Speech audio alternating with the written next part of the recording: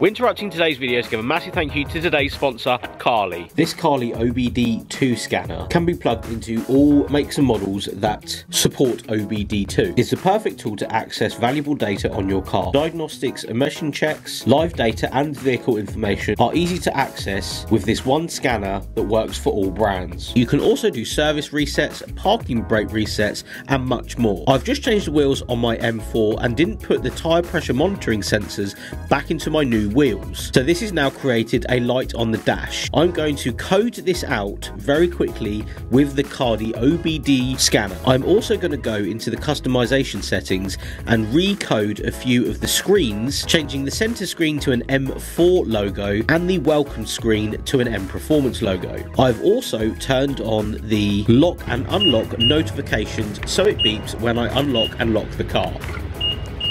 This super easy to use tool is available in the link in the description, and it supports pretty much every brand out there, especially the VW, Audi, BMW products. My BMW M4 reacted really well to the Carly diagnostics checks and the customization settings, so make sure you grab yours in the link below. Thank you for Carly for sponsoring today's video, but let's get back to the action. So, welcome back to the channel. As you can see by the title, we're doing sort of a Q&A Ask Me Anything today. It's been, what, a year since we've done something like this, and a lot has changed. Cars have changed, office space has changed, I bought a motorbike, like various things have changed. The channel has changed, I've changed, I've had a baby, many things have changed. So I thought I'd put it out there on Instagram and Facebook this time, just to ask me things. So sit back, relax, this isn't a serious video whatsoever. You don't even have to really watch it more than anything, just have me on in the background chatting if you'd really like to. What I'm going to do is actually ask you guys to leave a comment in the comment section below, and the comments from this video I'll use on the next Q&A. It won't be a year down the line and it won't be next week, but I will use the ones from this Q&A in the next Q&A. So if you like Q&As, welcome to the Q&A. So we're going to go to Instagram. If you don't already follow me, Instagram at JamieFYD. And I put my stories today, basically Ask Me Anything, because I want to chat to you guys more than anything. I don't ever really chat to the audience on this channel. I'm very busy. Sometimes I don't even make it to the comment section on some things because I'm usually looking to the next video, to the next edit, to the next car thing, whatever's happening. And sometimes I do lapse on the whole idea of getting back to people, especially on this platform. On Instagram and Facebook, I am pretty hot on it, which is quite nice because it's in my pocket and I'm ready to go on it. But unfortunately, sometimes in the YouTube space, I literally put stuff out there and sometimes come away to the next thing. So maybe that's not the right thing to do, but I'm pretty busy most of the time. It's unfortunately or fortunately, depending on how you look at it. So we're going to jump onto Instagram straight away on Instagram stories. What's your favourite car that's not in your fleet? I have a lot of want cars. Looking around the room, RS6, I want one of those at some point. I'd love an EG, absolutely love an EG. K20 swap. I'd love another Aristo. Really looking at them at the moment. The prices have gone insane on them. Saxo's cool. Cadillac Escalade, I'm weird. Yeah, Porsche 911, I'm one of them. There's lots of cars on my list. You guys, if you've watched the channel, there's a list of cars, and I've never really gone through that list. Achievable cars, we're not talking about cars that are like £1 million and no one can actually, you know, afford, and I can't see myself ever getting. I'm talking about cars that are depreciating maybe, or cars that you're catching just before they go up in price.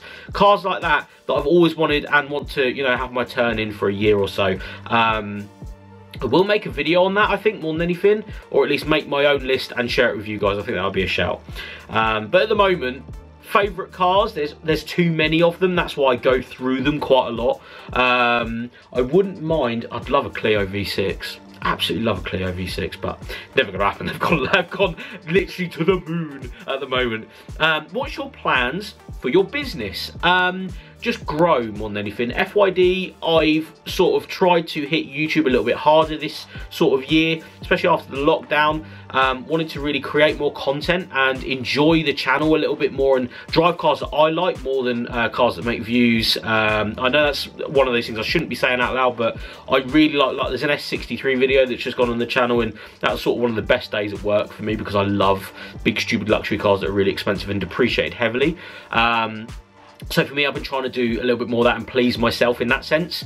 But FYD as a clothing brand is definitely going to make a huge impact following into 2022, just because I've been sort of planting more seeds in my brain of how I want it to be, rather than just sort of trying to sell stuff. It's just silly. I don't want to be doing that. I want to be doing it because I like doing it, rather than trying to just you know, force feed people stuff, which I've never done in the past, but I never want to go down that route, just to make ends meet more than anything. Next up, K11 Micro or 6N as a first car. Personally, 6N for me, Polo, because that was going to be one of my first cars, actually, interestingly enough. Never did. I went for a Corsa because I learned to drive in a Corsa and I quite liked it, and a deal came up on one. So I would say, personally, me, 6N, but I've seen some super cool K11 Micros out there. How's your little girl doing? Really, really well, actually. She had some sickness, you know, stuff's happened, in and out of hospital. It's been a bit of a, I'm not going to swear, but it's a testing time. It really is. That's why I've tried to take the channel the way I want it to. So when I get the chance to have a car that I've wanted to drive for ages and go and drive it and make a cool bit of content, I've been enjoying it a lot more. Just because the worry of being a new dad and just things going wrong sometimes. You know, the world isn't, you know, what I post on social media, sometimes it isn't the reality. You know, you see what I want you to see half the time, and I don't want to ever cloud the idea that stuff's still happening in the background, but I don't want to burden people with a problem that isn't theirs at the same time, because I want you guys to come to my channel and my social media and see the cool stuff and the fun and the excitement. I never want to beat you guys down with my problems and stuff. So yeah, if you guys have got problems out there, I don't want you to have my problems as well, if that makes any sense. I know that's not the most realist thing, but I'm here to entertain and have a nice time. That's the way I see work, which is what this is. What do you think would replace the Series 1 or the 106? Big question, because if you guys know, I've been had this sort of idea for many years now, where I keep a car for about a year and a half and I overlap that to another car, and then that car will go, and then another car will come, and then that car will stay, and then that car will go, and now we've got 4 cars. There should be a little bit more of a transition there. The 106 is coming up to 2 years now. I've actually owned that, and there used to be a big stigma on this channel. I used to sell stuff all the time. It's because I was never happy. I really wasn't happy with the cars I had. Now I am seriously happy. That question is the hardest one to actually talk about, because I don't know anything that can replace the 106 other than something that is horrendously more expensive, like a Clio V6. Say the 106 is, pulling numbers out of the sky, 5 grand. Say it's 5 grand. It's not worth 5 grand. Maybe it is worth more than 5 grand. I don't know. But the Clio V6 is 40 grand now. That's not going to happen. There is such a big price difference between the two. And like the Series 1, I'd love an Escort Cosworth. I'd love a 3-door Sierra, but they're twice the price of that car. So me to actually come out of that car and get into one that I want to replace it with is a lot harder. That's why I'm not too sure what to do with it, other than the 106 going for either a Chaser or a R32 Skyline. That's sort of the only 2 cars I'd actually replace that with. And I know that's maybe something that people want me to do, leave a comment below, but prices are all over the place at the moment, so I'd really have to act on that fast, maybe in the next 6 months, to actually get myself into one of those cars. I really miss a Japanese car.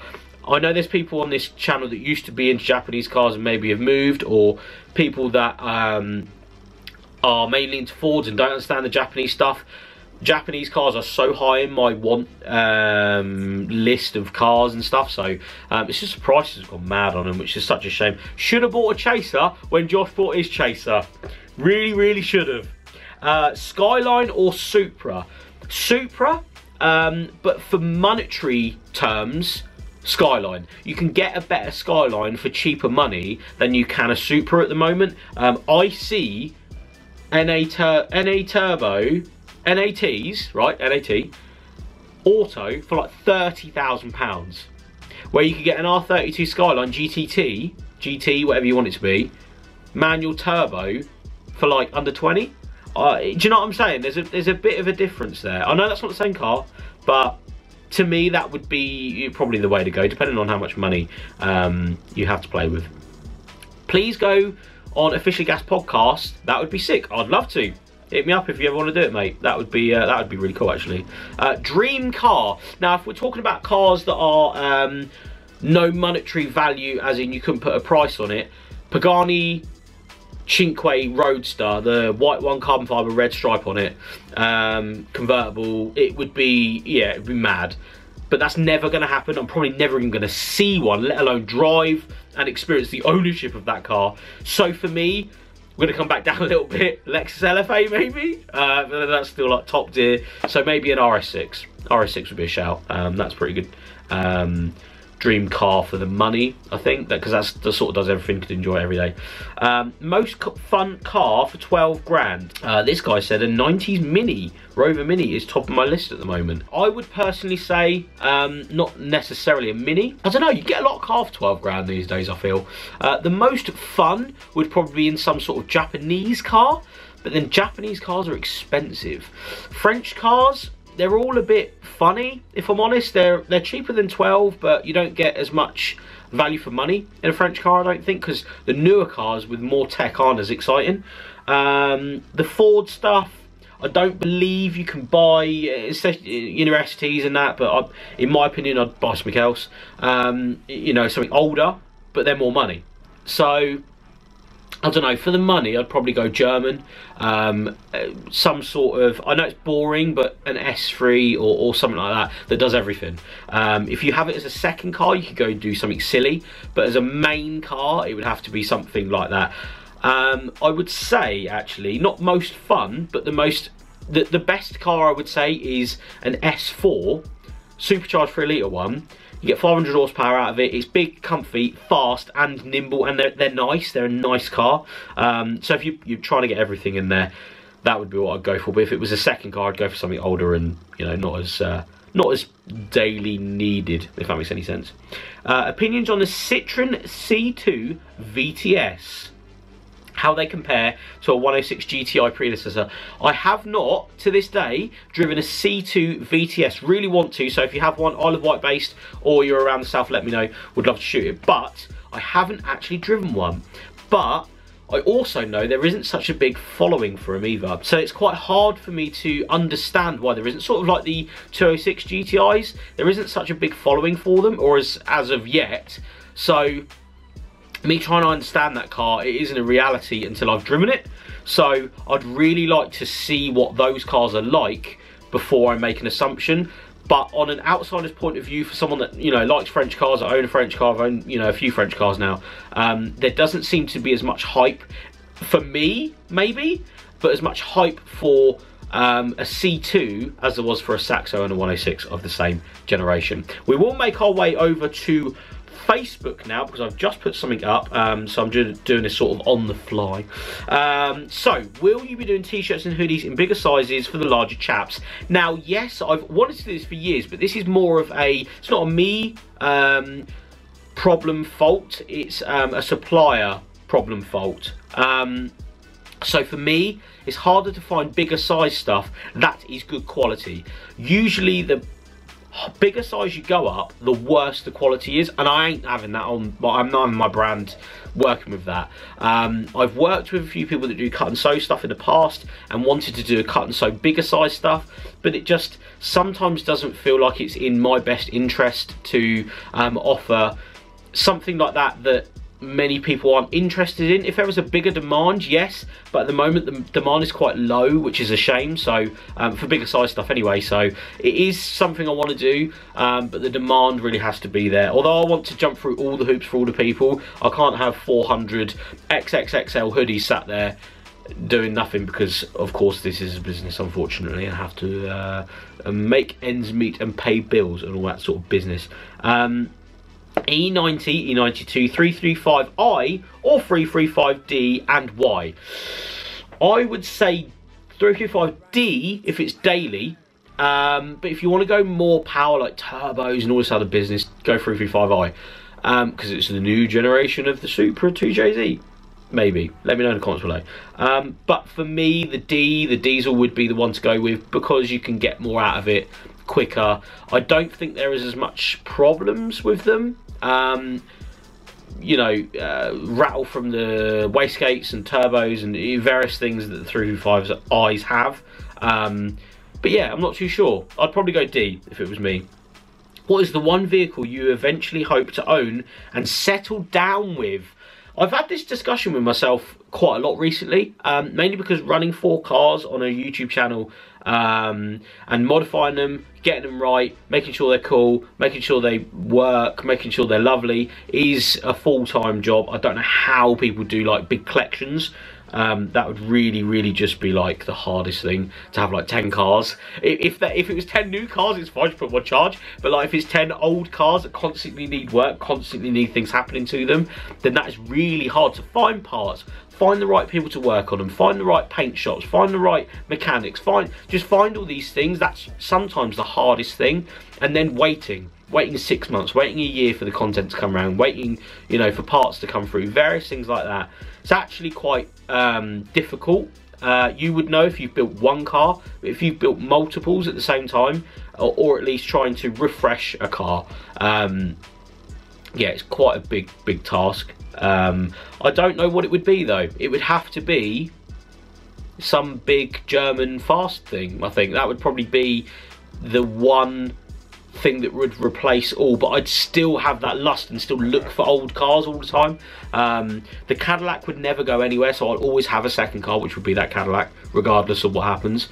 I don't know, depending what my other half has, if she had a big car, I would probably go for a smaller 2-seater 911, newer 911 maybe, or circle back RS6, because I think that's the sort of be all and end all. Or if not, S63, or if not, a Range Rover, because I'm boring and really like that sort of stuff. So, do you even plan to expand your car collection? If so, what would you choose? Quite relevant actually to what we were just talking about. It's hard because I'd love to have multiple cars. The problems are space. I don't have any more space for any more cars undercover.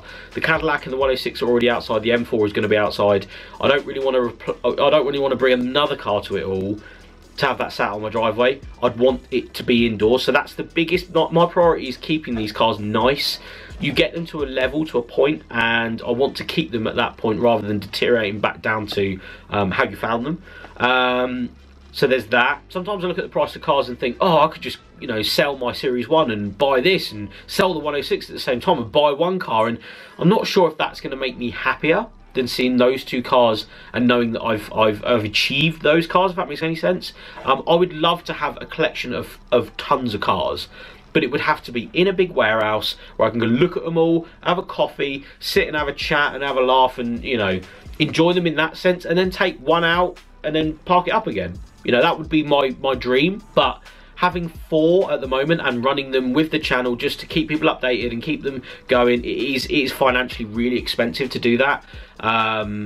Especially if they're old and they need work constantly and they need fixing, they need this, they need that, blah, blah, blah. So, yeah, I want to expand the collection, small collection, but at the moment I'm not really looking to do that. I'd love an E30 BMW, but for content, no one really cares. They're expensive at the moment. I won't be able to drive it all the time because I'm quite busy with what I do, so the M4 will probably be used more than anything. And yeah, like I just, it circles back to the idea of not really having the space for it. I don't want to keep them outside. So spending 5 to 10 grand on an E30 and then having it sat on my driveway for months on end isn't really what I want to be doing. If I had somewhere to keep stuff, I think I'd buy more. But until that day comes, if anybody's got a warehouse that they want to sell me, let me know, finance me up. We'll start buying all the cars. I tell you, all of the cars would be bought. But in regards to what I would choose, a couple more French cars, probably try and find a really nice VTS, and a 182 Clio in pastel, well, racing blue they would call it, an E30 BMW 325 manual coupe, 2-door, or a convertible, that'd be quite nice. Some sort of old 911. I'm talking like an old 911 that's about 25-30 grand. That would be quite nice. The list goes on. I could churn a big list. A Skyline of some sort, an Aristo, a Chaser, and some other weird stuff. Probably look at this cabinet actually. Civic, I'd 100% have a Civic. And an old Peugeot, that would be quite, a Dodge Viper, I'd have one of them. E30 M3, I'd have that.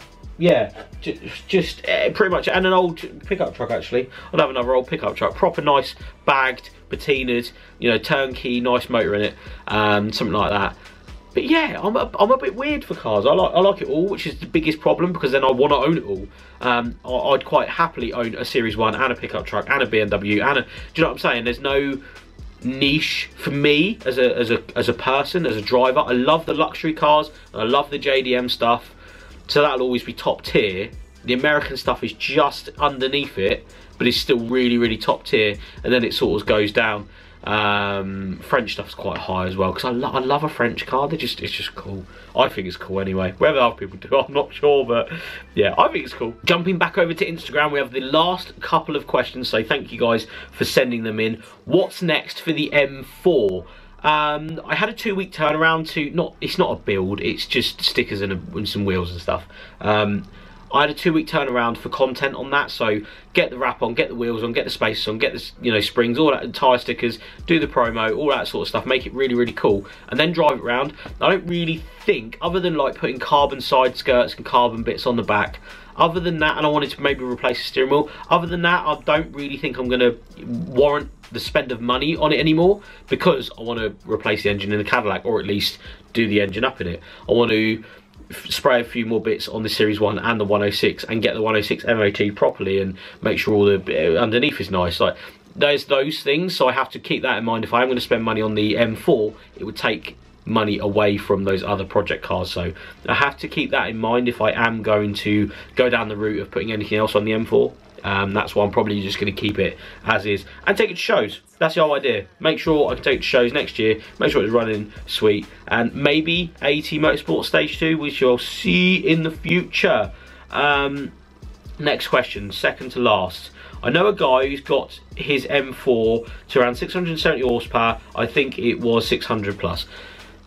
That is great, but at 520 horsepower, that thing will try and kill you at any point. I was talking to the guys at AT Motorsport about this, hybrid turbos and all that, and theirs is about 620, I think, off the top of my head, and he said he will literally try and spin round into any tree going at any point, and I was like, mate, mine feels like that already. So how, with an extra 100 horsepower, how is that going to really fare for me? In my opinion, if that was 4-wheel drive, like an RS Audi model, I would go for it hand over foot. I'd say, yeah, let's go 600 horsepower. With an M car, I think, I'm not saying that there's a cap, because people are like, oh, that's silly, I can't believe you'd say that, but I think 500 horsepower in an M car, maybe 550 at a push, is enough. At 520, that thing is madness. It literally 80 mile an hour the other day. Okay, at 60 mile an hour the other day, it wanted to spit me into a hedge. Any more power than that, it would have just spit me in the hedge. So yeah, I appreciate cars like that. I've driven some, you know, really powerful rear-wheel drive stuff, but the way that thing comes on at 520 horsepower is enough for me. And that's me saying that, and I've driven tons of cars. For me as a daily, that's fine the way it is. We might go stage 2 on it, we'll see, but yeah, I'm quite happy the way it is at the moment. Last question, will there be any updates, reviews on Fox's RS? Yes, it is coming. Christmas and all that sort of stuff is here. The car is now MOT'd, so that's good. We will then subsequently do a big feature on it, I think, some sort of review-based feature. But I want to get a few people involved, drone shots, rolling shots, all that sort of stuff, because I think you guys would appreciate a bit more of a quality video on that.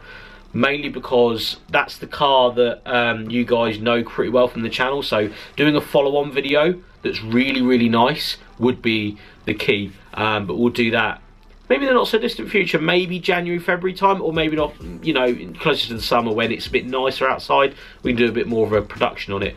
That would be the way to do it. But I'm going to end the video there. Thank you so much to everybody that has got to this point. I really appreciate you guys. You have no idea. I know this channel is a bit hit and miss sometimes, and I appreciate the people that have been here since day one and actually watch my content. And thank you for putting up with, you know, the different things that have happened in the past, through cars leaving because of reasons and people leaving and this and that and blah blah blah. I'm just trying to make the best out of all of this and create some cool stuff and stuff that I think I would watch. That's really what this channel is. And yeah, leave a comment below if you want me to do another Q&A of all the comments from here. So again, leave a question below. And yeah, again, thank you so much for just watching and appreciating the channel and what we've done with it. And yeah, if you got to this point, thank you. Like, just appreciate it. Just want to say thank you, because I never say it. I don't say it enough, if I'm quite honest. So anyway, thank you for watching, guys, and I'll see you on the next one.